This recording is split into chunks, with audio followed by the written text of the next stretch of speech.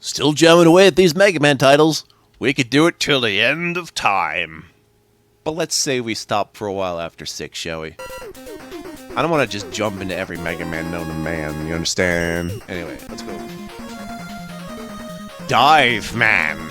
Yes! It's basically a robot made out of a submarine. That sounds about right. All we are is a submarine inside ourselves. At least we're not yellow.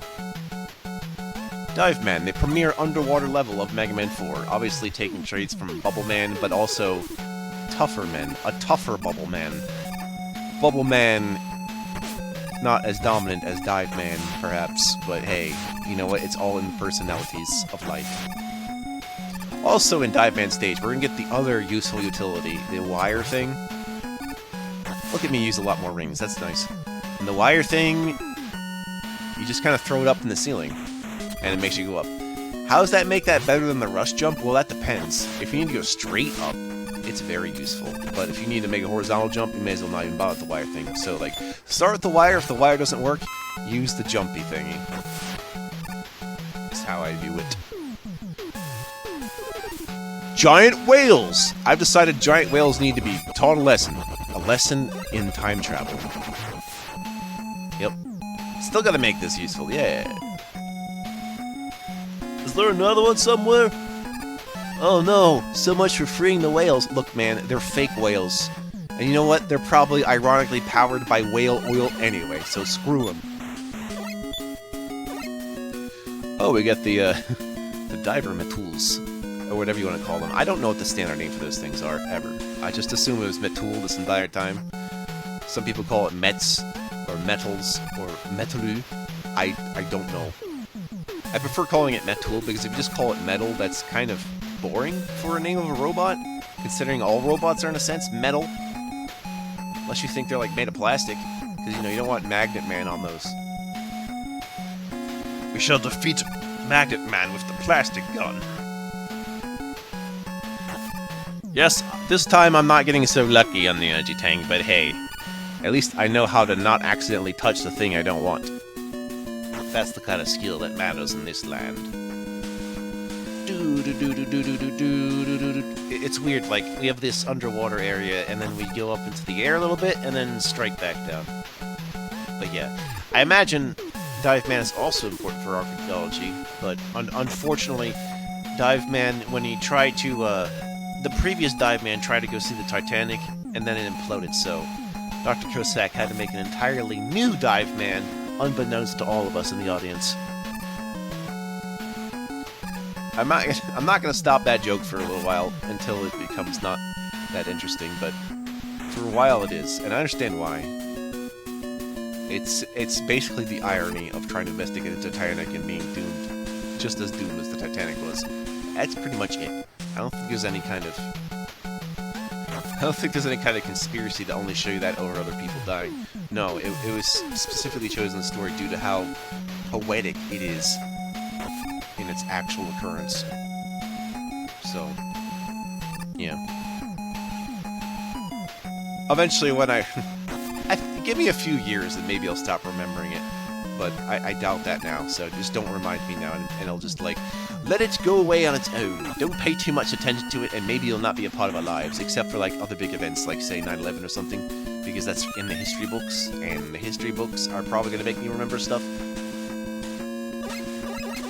That's what they do! Oh, it's this guy. Who gives a crap? He's dead. Blah.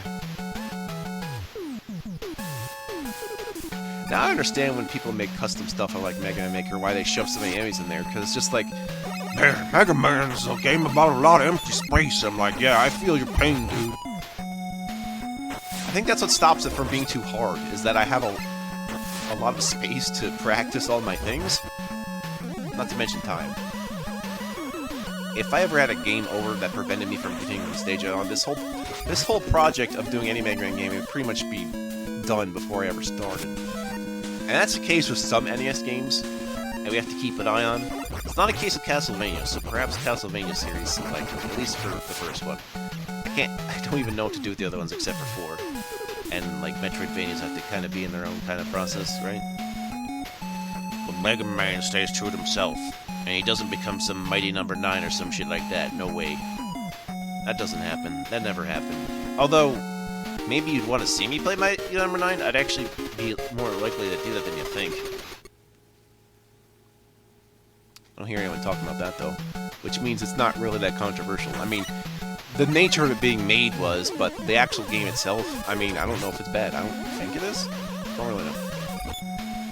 So yeah, getting that Dwyer set me back a bit in terms of level design, but something else I have failed to notice since the, when I got the other thing in Ferroman, the balloon, is that when you do that, like, it restores your health to 100%? For some reason?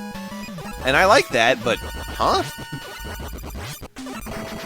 I can understand not being able to backtrack from the wire, but I'm sure I could have made it back from the balloon area. That would have been okay. And no, I don't want to try to fall down there again. It'd probably be bad. I don't know if I'd ever be able to get back up if I did that. You know what's weird about these mine things? There's like another game I played where the mines where the mines kind of act exactly like that, and it's Wario Land for the Game Boy. They're kind of similar. It's really bizarre. You have to get close to enough of them and they activate, and you can't really shoot them down with anything. I've tried. Be sure to time your jumps with the tides, okay? It's the tides, Remy! The tides! No, that would be the tides. The tides! Mega Man eats a Tide Pod is okay, but also, we're trying to give food to Mega Man. I don't think that's how any of that works. At least his insides are clean. Just add water. And these short circuits. He says, being directly underwater. Here's the real question. Why are there bubbles coming up from a robot? Am I ejecting gas? Yes, my robot's farting. An excess amount of methane. Whatever would we do? Yeah, I'm gonna need Skullman's weapon on Dive Man. He's just more vulnerable to it. I don't know what the reason is, other than we need an excuse to use Skullman's thing on somebody, and he drew the short end of the stick. Although, really, the short end of the stick is Bright Man being weak to Rain Man! No, Toad Man. I'm actually gonna start calling him Rain Man. Oh my fucking god. Guys, it's Rain Man. Dustin Hoffman in my Mega Man games. How likely is that? Alright, so, Dive Man's weapon is actually the most useful one, according to me, because he just fires homing missiles. Yes, that's exactly as good as it sounds. So you can imagine I'll find many opportunities to use it, but I'm really going to use it for things in which I really need to use it. When all else fails, you use a dive missile, because it gets the job done.